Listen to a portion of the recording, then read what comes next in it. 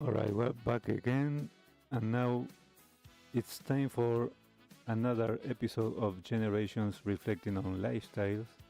This segment where we react to discussions about modern life, culture, work, mental overload, and social changes happening in our society.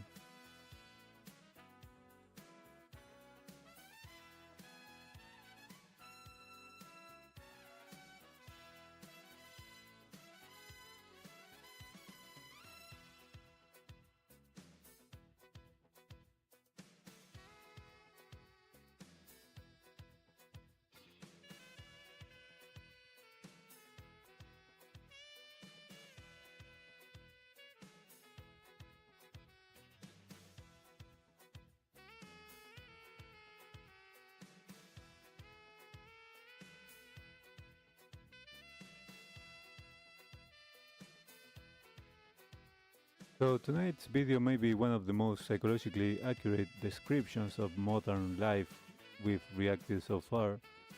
It's a bit heavy. It's called Nobody Believes the Future Will Be Better Anymore, and by the channel The Functional Melancholic. You can go and subscribe to the channel if you like the video. And we're going to listen to him for a while, and then I will come back with the reaction.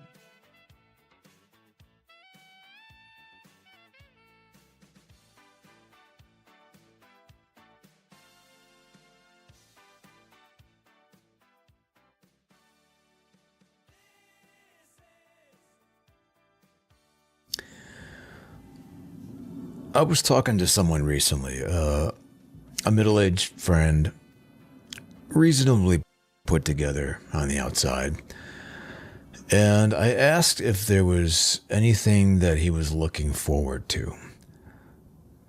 I was just making conversation. And he kind of paused and said, "Man, I'm just trying to make it through the week."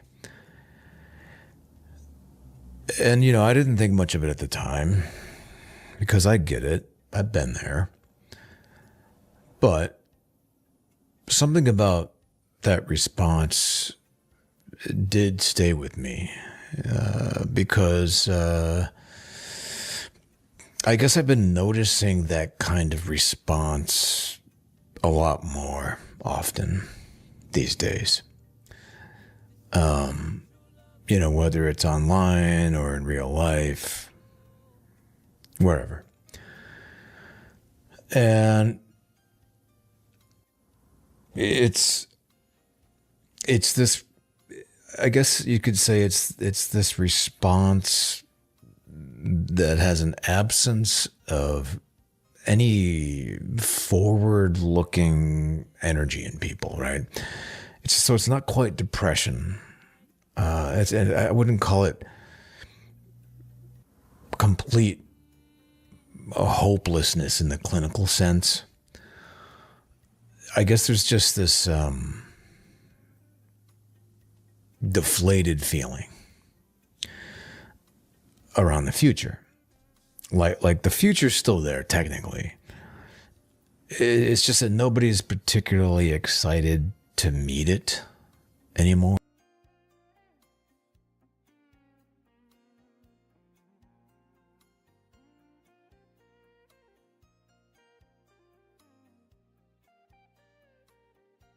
Alright, so this is the video called Nobody Believes the Future Will Be Better Anymore. And the title alone already explains something many people silently feel today.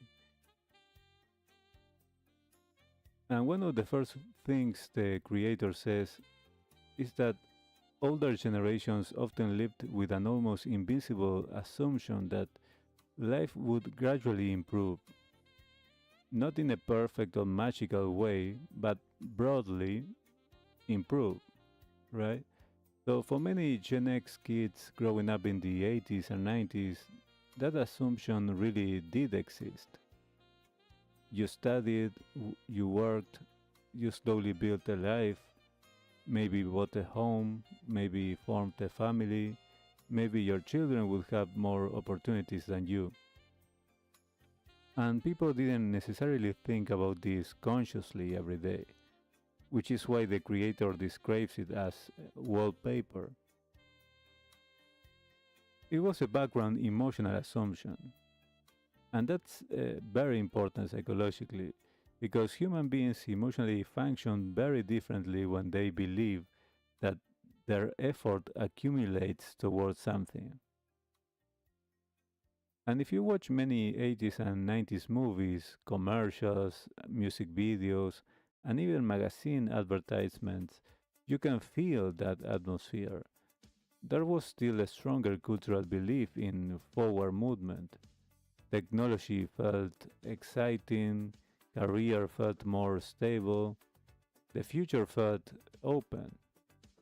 Even songs often reflected this emotionally. Road songs, dream songs, escape songs, starting over songs, future oriented songs. And that doesn't mean life was easy, as I always remark. There were recessions, there were these Cold War fears, job losses as well, social problems, violence, economic anxiety. But culturally, many people still emotionally believed that tomorrow could become better.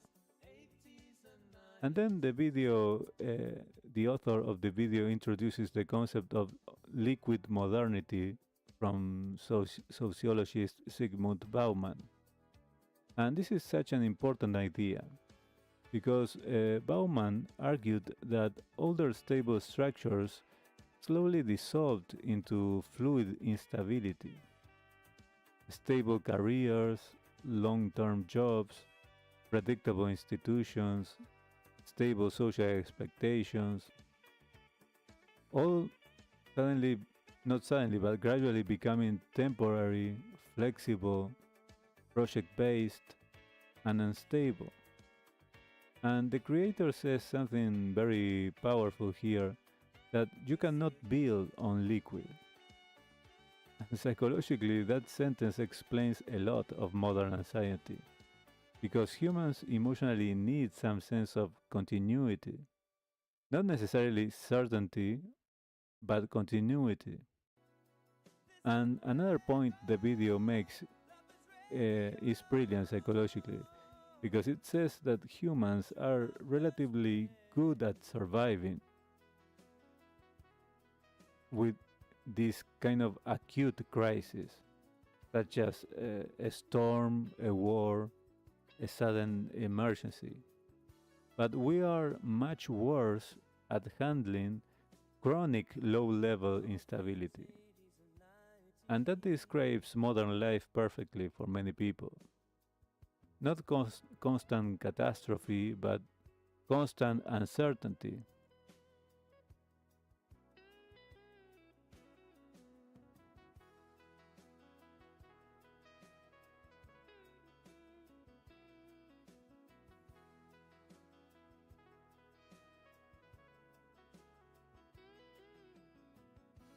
And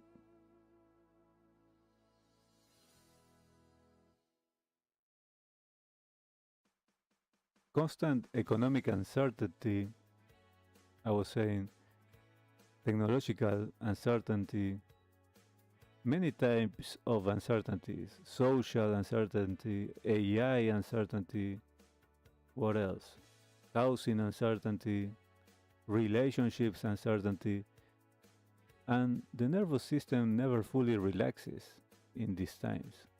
It stays slightly braced. And many people listening tonight probably recognize that feeling immediately. And this may be the most important part of the entire video. When the creator explains that modern project-based life prevents many people from building a coherent life narrative. And that's psychologically huge because humans don't only need money, They also need meaning, the feeling that their life is accumulating towards something. But modern life increasingly feels fragmented, with temporary contracts, gig work, restructuring, constant adaptation, constant reinvention, and many people begin feeling like they are no longer building a life, but continuously maintaining instability. And this is where the difference with the 80s and 90s becomes very interesting. Because back then, many people still imagined adulthood as a narrative. Not, not perfect, but as a narrative. You start somewhere, you grow, then you accumulate experience, and you slowly construct a life, right? And many 80s and 90s songs emotionally reflected that structure, that linear structure. Songs about journeys, dreams, working hard, holding on, starting over, finding love, escaping small towns, building futures.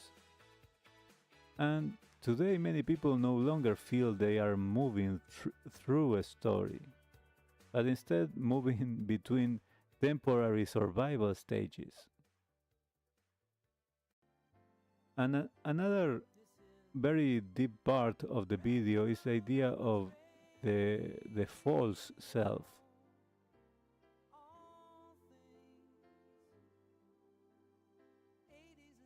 In the video, the creator references Donald Winnicott, that was a psychologist, um, a childhood specialized in childhood, and this becomes very visible online. Many people feel socially unsafe admitting that they are exhausted or uncertain or anxious or emotionally overwhelmed. So instead, they they perform stability. They perform optimization, motivation, certainty, confidence, while internally feeling exhausted. And modern social media intensify this enormously. Everybody performing functionality simultaneously. And this creates a strange collective loneliness.